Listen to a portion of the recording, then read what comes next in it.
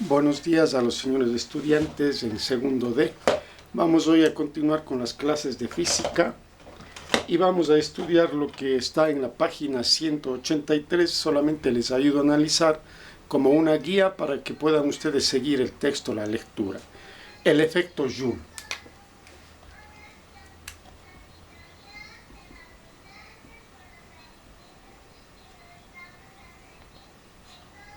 ¿En qué consiste el efecto Joule? Yo tengo aquí en mis manos un calentador.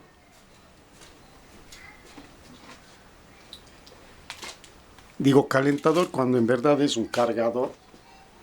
Miren, esto es un circuito. Esto es un circuito en verdad.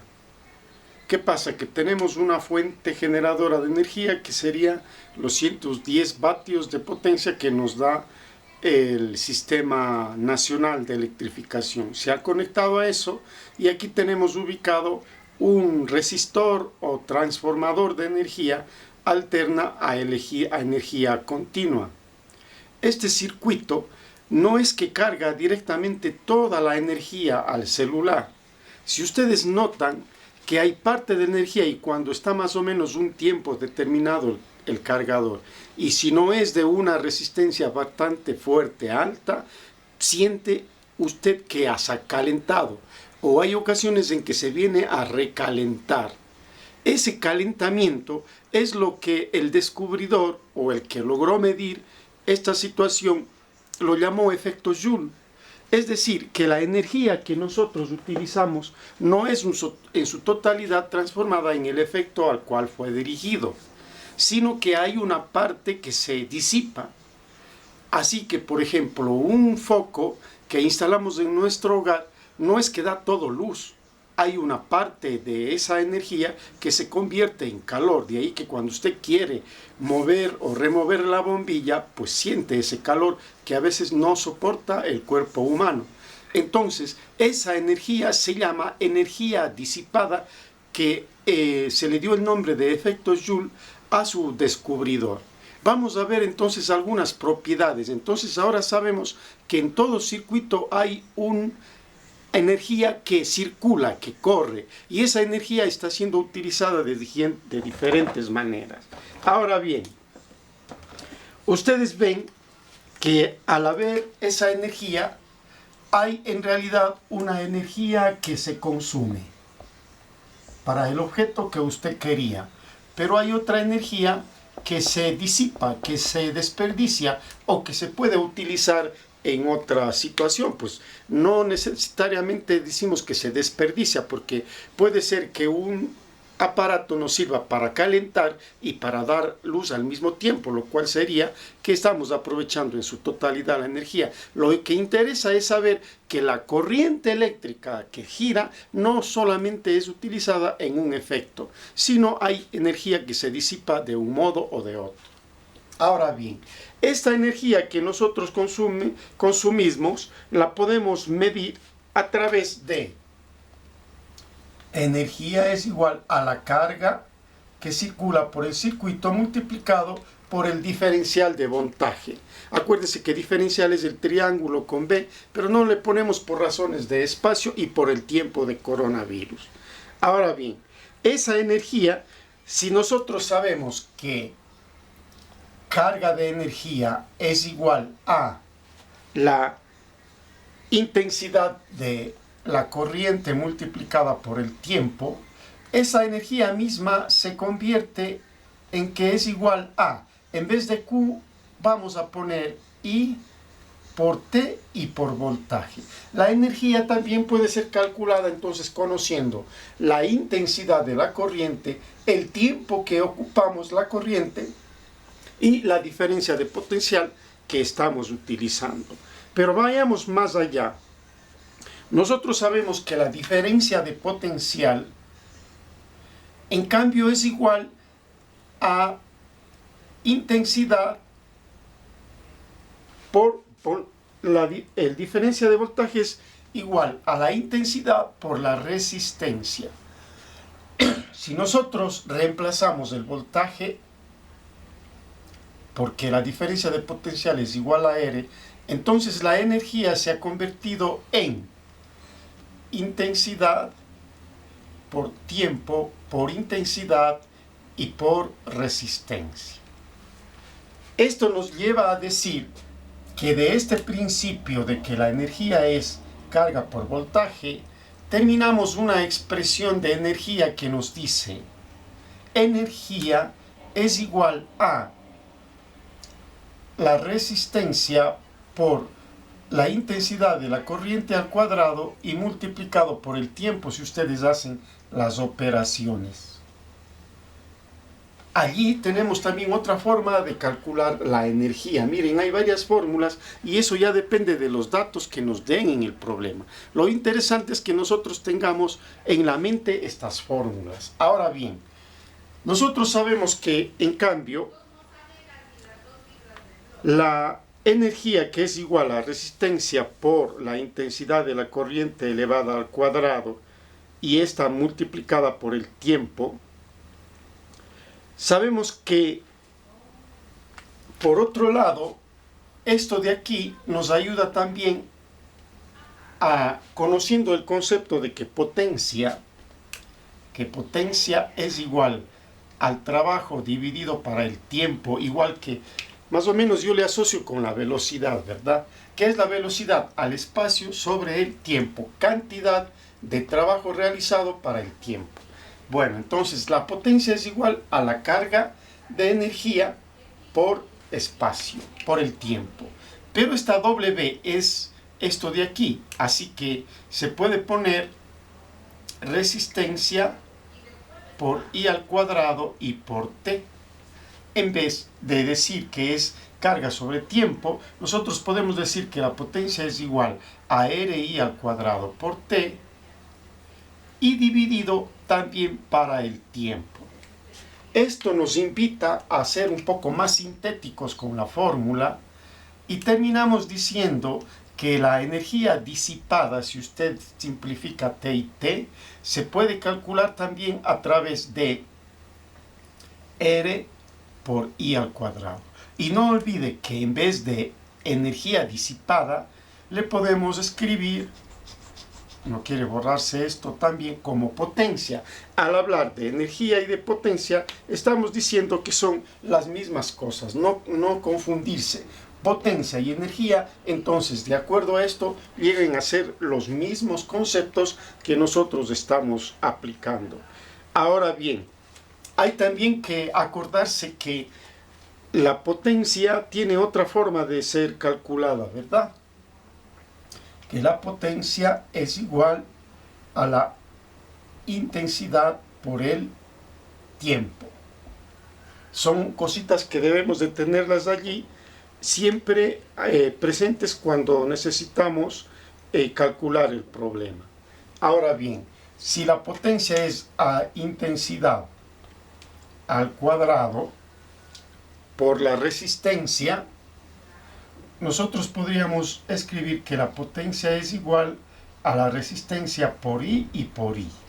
Pero si alguien se acuerda esta RI, ¿qué significa? Lo tenemos acá, ¿no es cierto? Que RI significaba voltaje. Por lo tanto, la potencia también se puede deducir que es a la diferencia de potencial por la intensidad que ya habíamos visto en clases anteriores.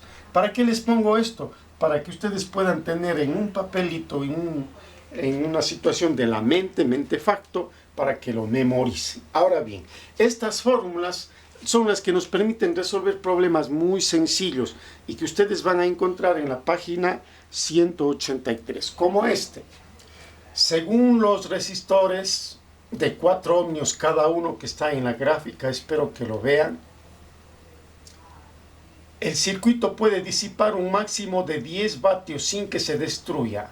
Nos pide, calcule la potencia máxima que puede disipar el circuito, B, la corriente de cada resistor, C, el voltaje máximo a aplicarse en cada uno de los puntos A y los puntos B. Entonces aquí ya tenemos datos para nosotros emplear en la resolución del problema. Les invito entonces a reflexionar un poco en eso mientras me veo un material.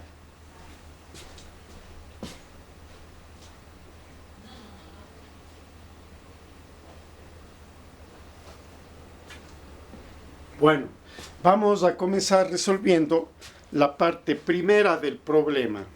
La parte primera del problema es decir, A, ¿qué significa? ¿Cuál es la potencia máxima que puede soportar el circuito que está aquí graficado? Entonces nosotros vemos que la potencia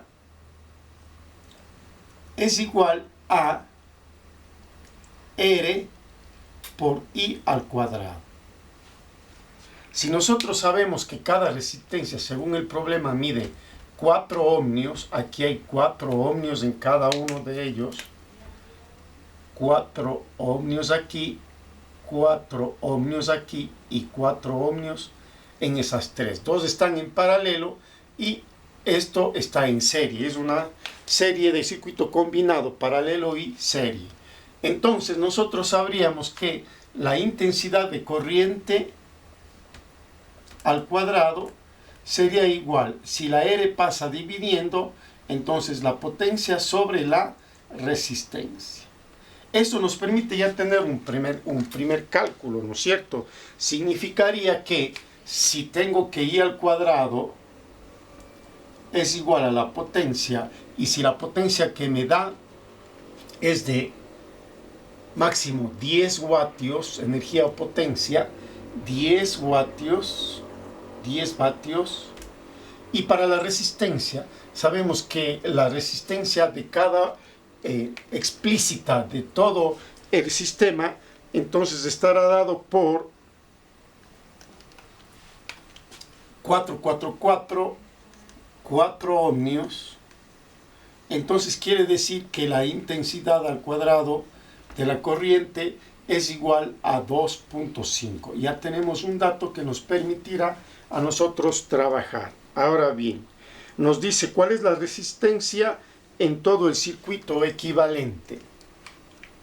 Sabiendo que la máxima potencia que va a resistir cada resistor es de 2.5, intensidad al cuadrado es 2.5, nosotros tendríamos que calcular cuál es la resistencia equivalente entre los tres. En el primer caso, 1, el circuito está en paralelo, así que aplicando la ley correspondiente, diríamos que 1/4 más 1/4 me daría igual a las dos resistencias en paralelo, igual a 4, 1 más 1, 2.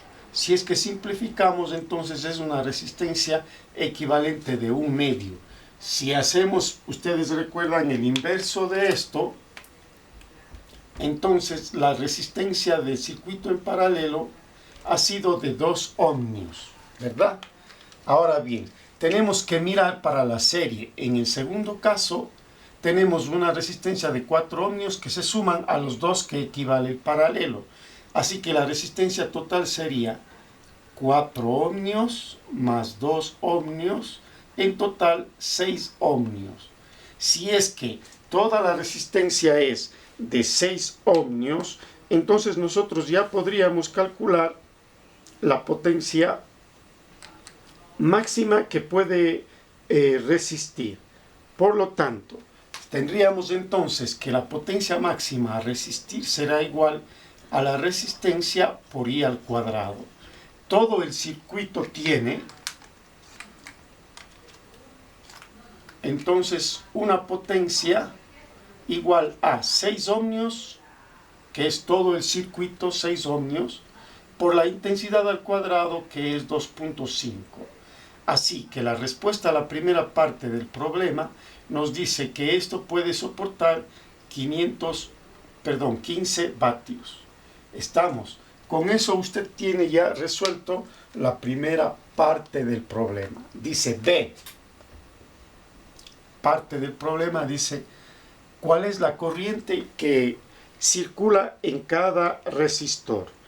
Como nosotros hemos visto que la intensidad al cuadrado es igual a 2.5, si resolvemos la ecuación, tendríamos que la intensidad es a la raíz de 2.5, lo cual le da un resultado de 1.58.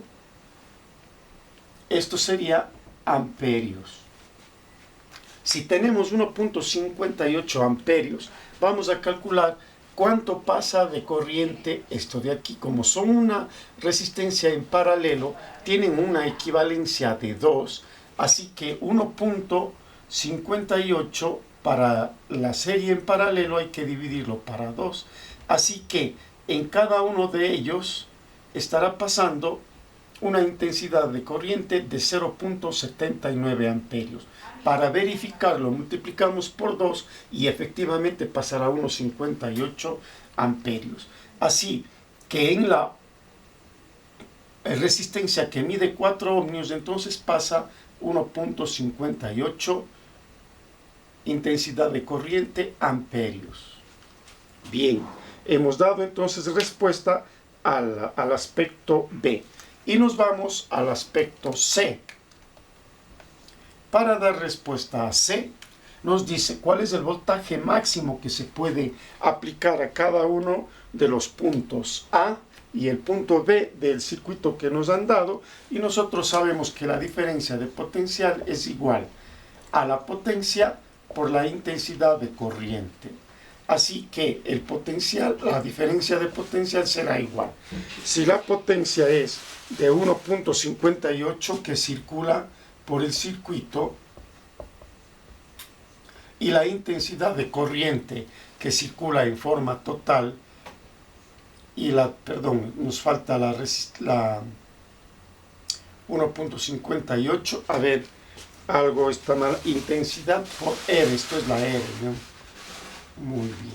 1.58 es la intensidad de corriente y la resistencia total son 6 ohmios.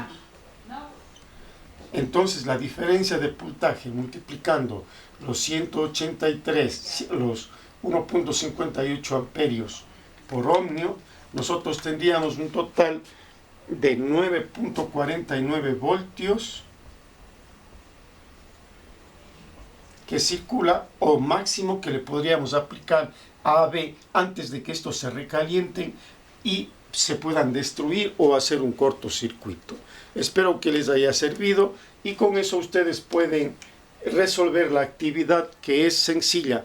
De la página 183 al final tenemos unos 4 ejercicios que resuelven con cada una de estas fórmulas que les he puesto. Espero que les pueda servir y sin embargo en el texto ya hay problemas resueltos que ustedes lo pueden aplicar.